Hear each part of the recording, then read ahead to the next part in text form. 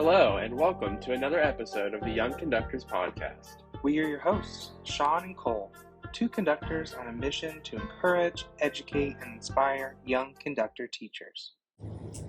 Welcome. This is a very special episode because this is the first time that we are together in person for this episode. I mean, we spent like 6 years of our lives together every single day, And then we didn't. and then we For didn't.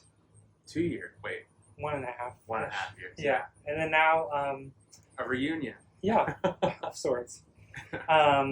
Yeah, we're based right now in Parkersburg, West Virginia, which is where I live and I'm from. And Sean came down to visit, and we thought, why not make an episode out of this? Yeah. So today's topic is going to be choosing grad school, preparing for grad school, choosing a grad school in general, which was kind of a really important decision for both of us, if you agree with that. Yeah, for sure. I don't know why you wouldn't, but pretty important. Yeah. And so we've gotten Pretty some important feedback. decision for everybody. Yeah. We've gotten some feedback from people wanting us to talk about this, and which is great because Sean and I had some people to rely on when we were going through the thing of the process of applying for grad school. But in some instances, I mean, I'll speak for myself, there's a lot of things that I just had to figure out on my own. And so a system that I used, and our experiences look different. So we're excited to talk about that today. Yeah. So let's talk about choosing what to go to grad school for, which is a really important question. Sean and I are both getting a master's degree in conducting. This is an orchestral focus. Mine is a choral. And on top of my graduate degree, I've also added on a music ed portion. So excited to do that. But Sean, what led you to go to grad school in conducting? Yeah. So I think you and I both share the same thought process on you shouldn't just go to grad school just because you don't know what else to do. That's usually not,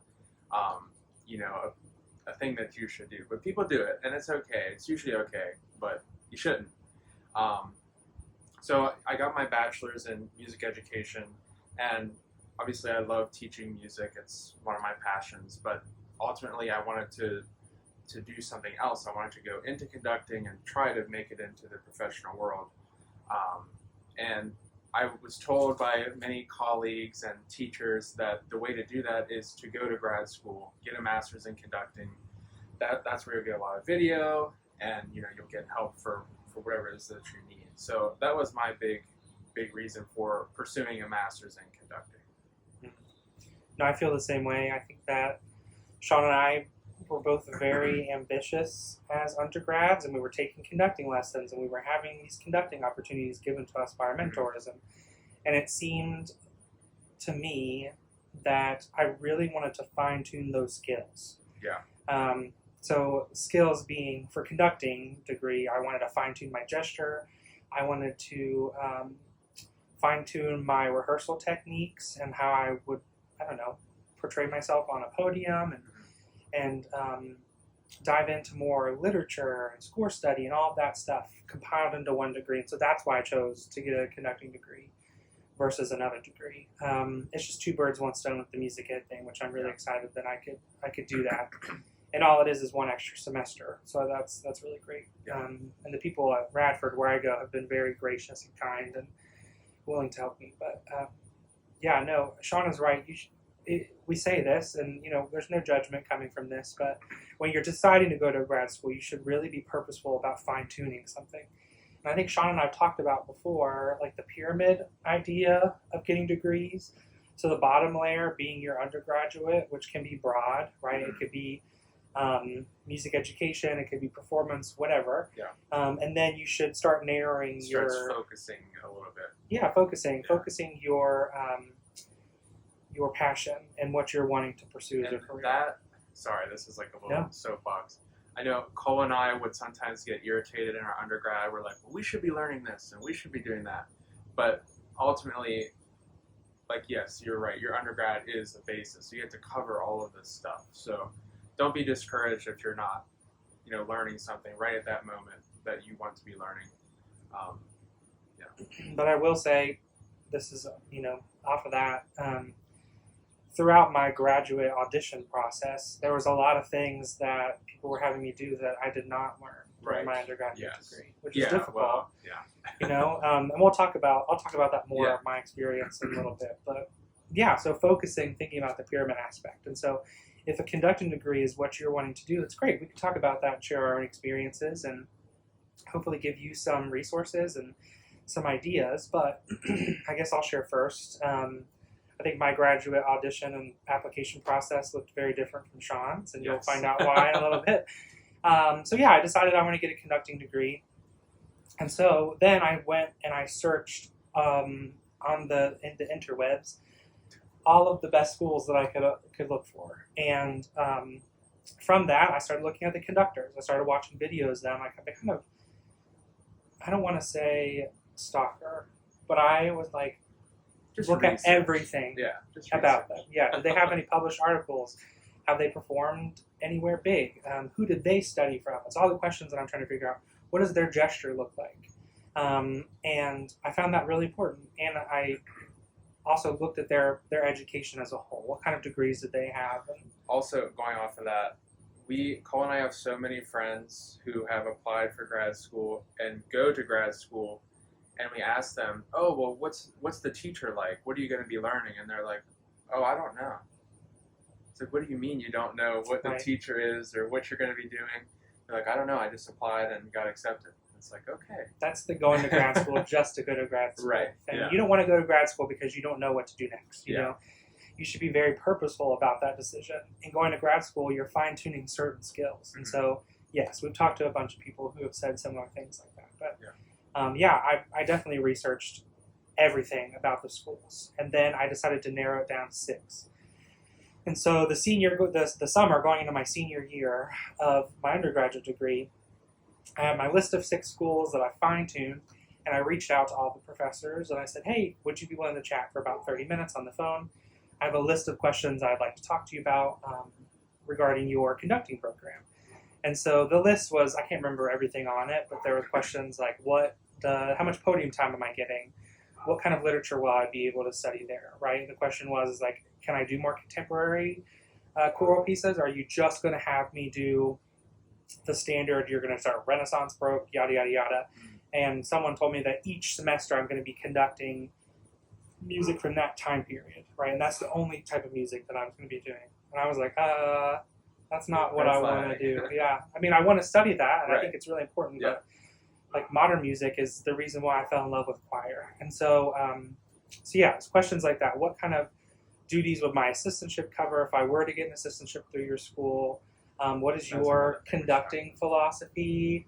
All of these questions, I just asked them and they were willing to answer. And we had really good conversations. But I will say that from that, there were 3 schools that I was like, yeah, no thanks. I don't want to do that. That's not a good fit for me.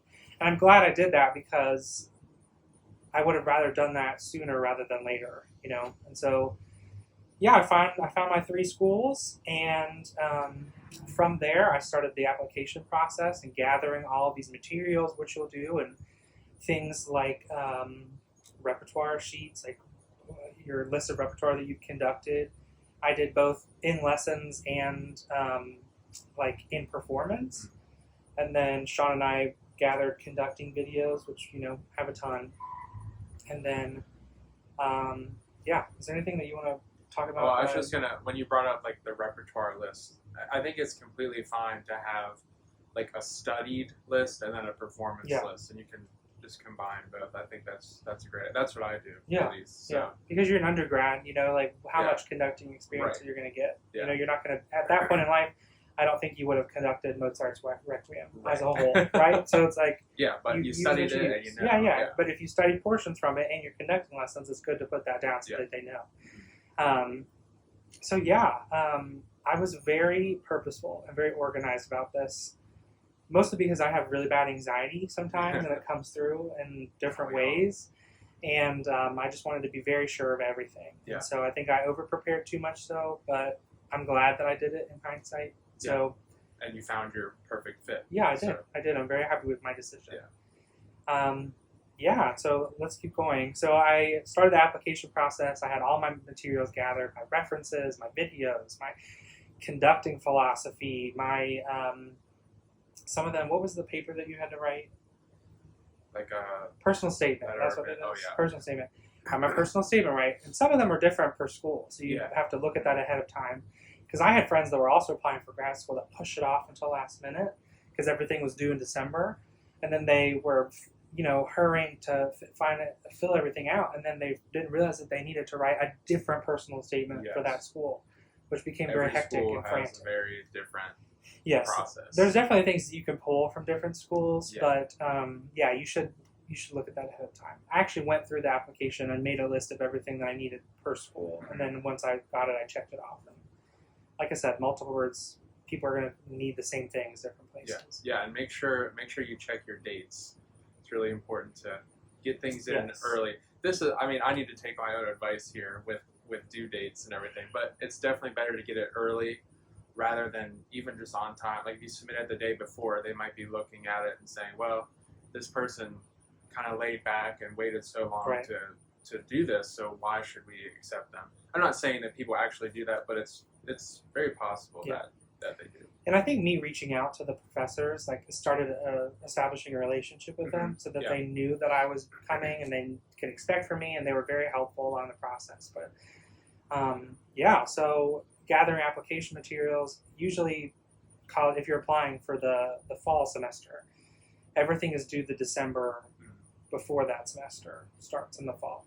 So definitely look at and fine tune all those things. But I think those who are listening, you're probably like, I already know this. But it's good just to say it out loud, Yes. just to check yourself. So, I applied. It can be quite a bit of money applying for grad Yes. schools. That's why I decided I wanted to only apply to 3.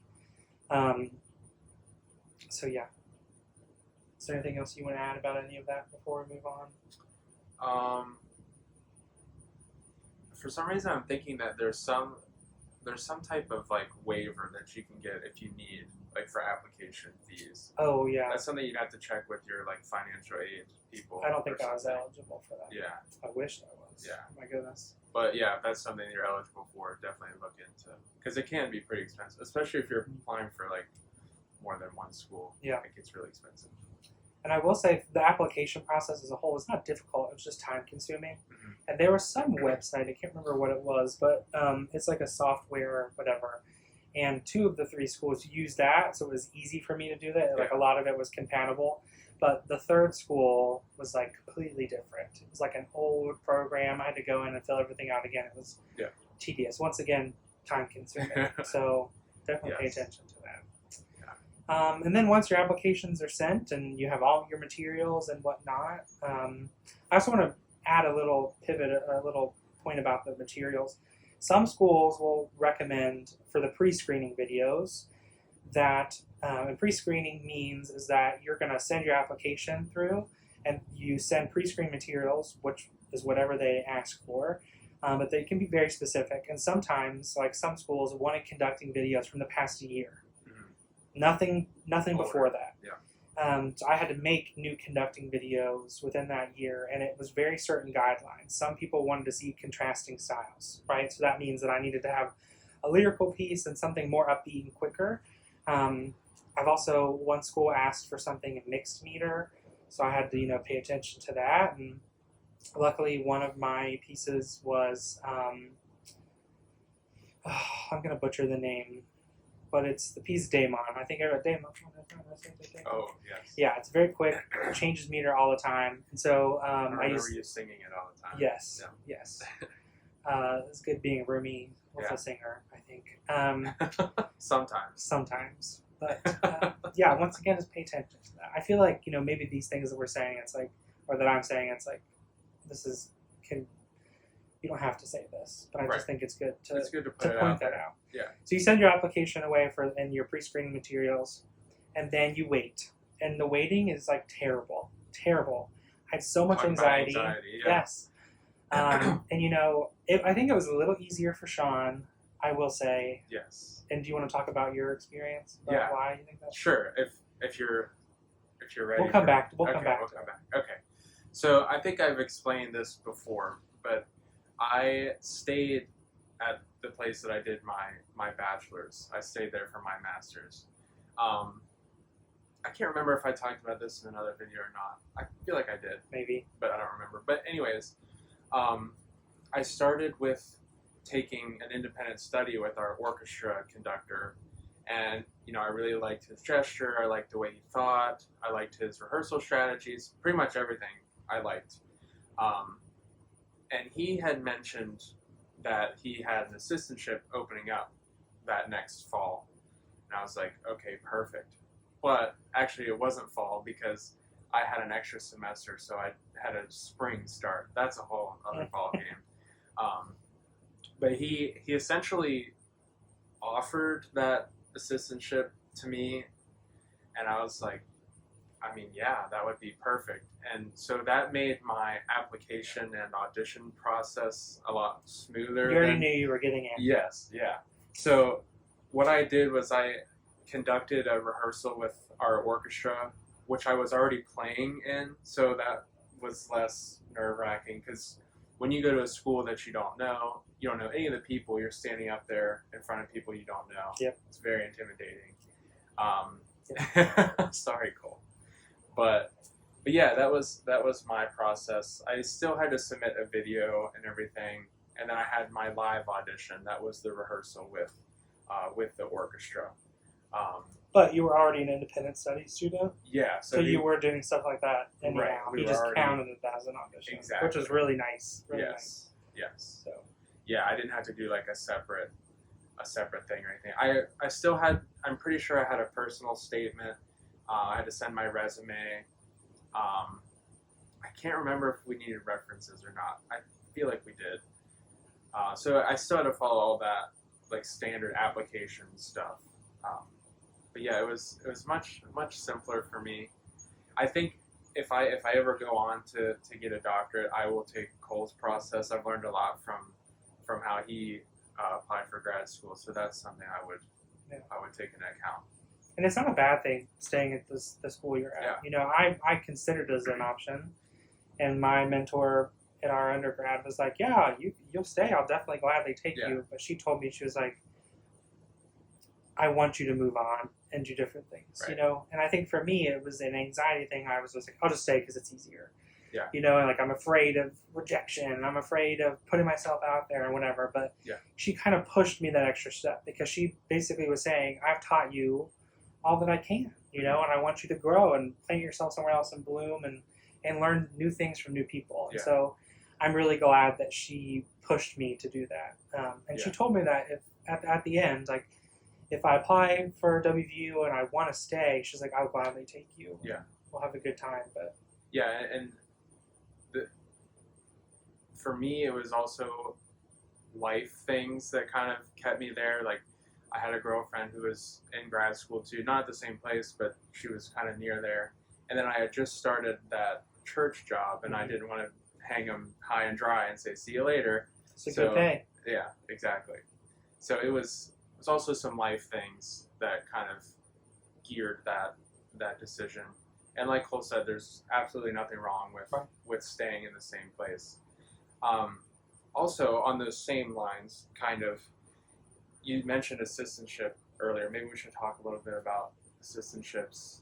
I mean, basically all I want to say is try your hardest to find an assistantship, because paying for graduate school is insane. Yeah, I mean, most teachers, like I said, when I would ask those questions, they would tell me that they are assistantship. So 9 times out of 10, if you're going into, let's say, a wind conducting program, they might have a wind conducting graduate assistantship or teaching Yeah. assistantship, where they are going to, lead the freshman band or something like that. They're going to help with conducting classes. It's their person. So they're not going to take, usually they're not going to take like an oboe performance master student, put them in that role, right? So sometimes they have that already lined up for you, and they're like, "Yeah, definitely, you're the only person applying, or I really want you, you can have that assistantship." Yeah. So, but you should definitely ask about it, because there are some people, so there's a difference, we're now on this topic, thinking about assistantships. There's a graduate assistantship, and then there's a graduate teaching assistantship, and then at Radford, maybe WVU, there's a graduate teaching fellowship. And so a GA versus a GTA are very simple. GA is mostly going to be like administrative duties, right? So I've met people who were GAs in the music library, and that's all that they do. So they handle the filing, the sorting, and all that for their school of music. That's their GA. Or maybe they print programs and help run whatever. The graduate teaching assistantship, which is what I wanted and what I preferred to have, is getting face time with a group of people. So for my current assistantship, I help my mentor, who is director of choral activities, but also the choral music education professor. I'm her TA for the choral music ed classes and choirs. So I'm getting a lot of face time, and I'm getting to be a part of those things. And I wanted that. That. I didn't want to work in a library. Not that that's bad. I just wanted to utilize the skills that I was learning in this degree in front of people. And it's great because I think we've talked before about, conductors, our instrument is our ensemble, is an ensemble. And we can practice in isolation till the cows come home. But we can never really fine-tune our skills unless we are in front of people. Right. And so if I could do that, if I can get paid to do that, right, that's a bonus, the payment. But if I can do that within this degree program and have an ensemble ready for me to go, it's a win-win, I feel. Yeah. So, it's important to know the duties and make sure the duties kind of align with what you want to do. For me, mine was I was the assistant conductor for our orchestra, and I handled the music library stuff and writing in bowings. I never taught the conducting class, but I sat in and observed, and I played piano for the conducting class. And there was talk of me giving lessons to some of the undergraduate students, but that never happened because we had a shift in teachers and everything. Yeah. So sorry, we're getting off track, but hopefully you're taking away from this. And I just want to add that if there's anything that we missed in talking about this or something that you're really curious about, and we have a bit more to talk about, but feel free to message us and contact us. If you go to our link tree, which is linked in our Instagram bio, there's a contact form. So if there's something specific that you'd like us to share with you, just let us know. We'll write you an email back and try to answer that question. But where were we last with our application? Oh yeah, pre-screening stuff sent. The waiting period, which is terrible because there's 2 waiting periods in this: after pre-screening and before pre-screening. So if you get a yes, or if you get a no, that's like totally fine. There might be different circumstances. Something may have happened or whatever. But if you get a yes, your next step would be an in-person audition, which I feel is the most nerve-wracking out of everything. Right. And so, I remember that process. I was nervous and excited, and I went away and got a hotel room and visited the school. And it's great because you can see everything live as it's happening, right? You can visit the classes, you can observe, you can ask questions, you can see all of that. And one graduate audition that I did, oh my gosh, I just remember it was very intimidating. There were like 10 of us showing up on campus to do this thing. Yeah. And it was like a 2-day process. And the first day, like, I needed to be there to like have some type of exam. It was like a literature exam. So what it was is it's like they put excerpts in a packet, and you have to like go through and like name like the time period, who the composer is, all these questions that they have about these different excerpts. And it was like very scary and very nerve-wracking because my knowledge on classical, or not classical, but traditional choral music was like very small.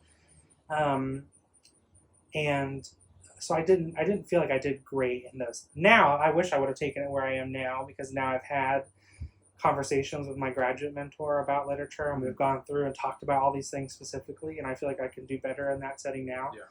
Yeah. But I found it interesting that same exam that was given to people applying for the master's degree was the same exam for doctoral students. Oh, yeah. So I told myself, like, maybe this is just, okay. yeah. They're just trying to see where I'm at. Can I work with them or whatever? Right. And then the next part of the audition, I had to do a one-on-one interview with the conducting faculty. So it was the DCA, the director of choral activities, and the assistant director of choral activities. And it was an interview, and they were just talking to me, wanted to get to know me. And then I needed to put up my musicianship skills to the test. I had to sing in front of them. I had to sight read. It was very nerve wracking. I remember they opened up like a Baron Rider and put it in front of me. Yeah. Some Mozart or Beethoven something. Flip to a rampage, start here, end here, ready, go. And they like give me the starting note, and I had to go. And that's very nerve wracking. Yeah. Thankfully, this audition in particular, I didn't have to do piano playing, but I did have to do that in another audition, and so, yeah, it's kind of fun to be there. And I made actually a really good friend from this particular audition that I'm thinking about. We like connected just like this, and she's great. And I've seen her since, and we caught up at a conference. But yeah, I would say, talking about an interview, try your best to make it as personal as it can be. Like, the people interviewing you, 9 times out of 10, they don't want you to fail, and they don't want it to be awkward or anything like that. So just try your best to make it personal, like you're talking to a friend. Yeah. And they did ask very specific questions, like, why do you want to go to grad school? Yeah. Why do you want to be a conductor? Yeah, that's the other thing. What Have led the you to answers to those questions? Yeah. Like, write those down and just write down your thoughts. It can't just be I like grad conducting. school was next. Yeah. Or conducting is fun. Conducting's cool. And it is fun and it is cool, but we have to think about diving into it just a tiny bit more. Yeah.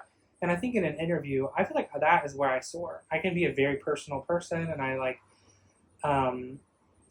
connecting with people in that one-on-one settings, and I feel like my extrovert comes out. I feel like I'm a mixture of extrovert and introvert. We talked about that in a previous episode. But my extrovert comes out in those settings. But just be thinking about that little point. And they're not there to stump you or to see you fail. They genuinely just want to get to know you. Are you a good fit for this program? Yeah. Can we see you excelling here? Yes or no? Mm-hmm. And then the final part of that day was my teaching conducting demonstration, which was very nerve-wracking. And I remember this day in particular, so we had 2 groups of people, master's and doctoral, and the doctoral students actually sat in on the master students and vice versa. So the doctoral students went first, and so I got to watch all 4 of their candidates come in, do the teaching, which was really great. I feel like it took this burden off of me to see other people do it. Mm-hmm.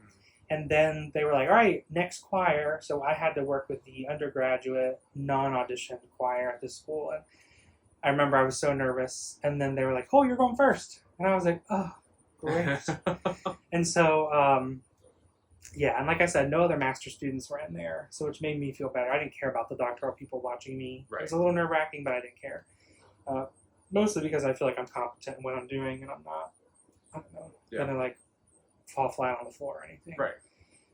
But I remember in this teaching, I thought to myself, preparing for this, how can I walk away from this and people remember me? Mm-hmm. So the choir, how are those people going to remember? Because I thought maybe these conducting teachers are going to ask the choir afterwards, the next day, what did you think about so-and-so?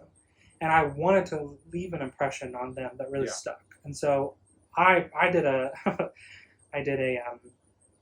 what's it called? Sorry, affirmation. That's what affirmation. it's hard. It's a Friday. Yes, I had them do an affirmation with me. I made them stand up. I made them interact with each other. We did an affirmation, and which is, and if anybody who's sung with me knows it, it's I'm alive, I'm awake, I'm happy to be here. And then sometimes I'll end with I'm ready to sing. And when they say I'm happy to be here, I said, great, I'm happy to be here with you too. And I could just see smiles across the room, which is really great. And I wanted them to feel that personal connection versus me get up to the podium and be like, page 5, let's go, starting notes. And no, I wasn't going to do that. I wanted them to get to see me shine through that. And I would also say that the conducting teacher sent me the rep ahead of time, right? It wasn't like I'm showing up and working on it. It's 2 pieces that I was working on, but I didn't know what the choir was going to react or what they were going to mess up. So I had to go in thinking about every possible diagnosis that I could do, right? What if they mess up the rhythm? What if, the sopranos are hitting a high A here? Are they going to be flat? Are they going to go be sharp? What can I do to help fix that? Is the diction going to be off? All these things I had to think about beforehand. Mm-hmm. And studying the score beforehand, going into it, I felt comfortable. And thankfully, there was something about the rhythm that was weird. And so I had them work on it. I think that there was some syncopation or a dotted rhythm that they couldn't get right, and so I had them like snap and clap the rhythm and do all the things, and then I fixed it, and then we went on to something else in my allotted, I don't know, 5 minutes of that piece or whatever. Mhm. So it's nerve wracking, but I had to remind myself that like this is what I'm wanting to do with the rest of my life. Yeah. So it's not as nerve wracking as I'm making it out to be. Right. If that makes sense. So yeah, and then the next part was another wait. So after that was done, I had to wait again, Mhm. and I got some really good offers, but I also got a no, and I think that was a little bit of a hard pill to swallow.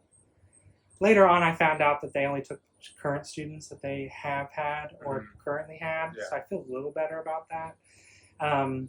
But that was hard to get a rejection Right. from someone. Rejection's thankfully- always hard. Thankfully, it was the third school that I wanted to go to. Yeah. I got offers to the top 2 that I wanted to go to, and one was a really good school. So I'm really glad about that. Yeah. But Yeah, always focus on finding a reason for them to like you. Yeah. And whether that's your personality or your gesture, or maybe just something silly that you say, like it has to be memorable, and they have to like you. I mean, 9 times out of 10, I would say the actual ensemble, they're the ones that are probably judging you the most, Yeah. not the actual people giving the audition. So they're probably saying they're thinking, oh, well, I can't believe that guy did that. It's so stupid. Like, they're the ones that are judging you. So give them a reason to not like you. Yeah. Or- but I think that's Yeah. good. Yeah. Yeah. Because, I mean, our pre-screening videos and stuff, like, you see us at our best, right? We fine-tune all those videos. You can see the perfect things of us doing whatever, or getting a certain idea or concept, or using a certain gesture or whatever. And I think it is really important to let them see that you're human. Yeah. And your personality. So, one teacher in my life told me that before a big audition or something like that, so maybe before that teaching, to take 3 deep breaths. And I think I did that. And it really helped me like ground myself and establish myself. And I knew that there's nothing else I could have done in that moment to prepare. There's not like, I couldn't change anything. Like where I was at that moment is what they were going to get. And if they like it, great. If they didn't, that's okay. I have room for growth. And so I think it's nice to always think about a positive growth mindset in those areas. Mhm. But sorry, we keep getting off topic. I know I like to think in chronological order.